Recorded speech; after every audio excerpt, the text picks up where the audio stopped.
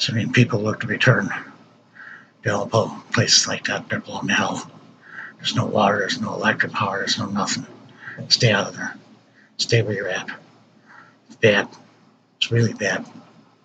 It's sad for the Bashar al-Assad let this go on so long. We're now trying to make peace. Then all these groups got together. What a shame. It's a shame he's never going to pay for it either. That's a disgrace. That's a disgrace. That's a disgrace that he's not going to pay for his crimes. It really is. It's a disgrace in the century that he's not going to pay for his crimes. It's a shame. But you can't go back there. Can't go back there. It's a war hole. It's a mud pit. It's a war hole. It's a war all over on. Nothing left to it.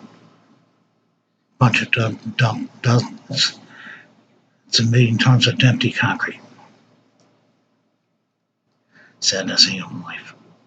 People can't go back to their homes. They want to, but there's nowhere to go. There's no water. There's no electricity. There's no power. There's no mouth. There's nothing. There's nothing there. Nothing to go back to. Go ahead. Go forward. Never go back.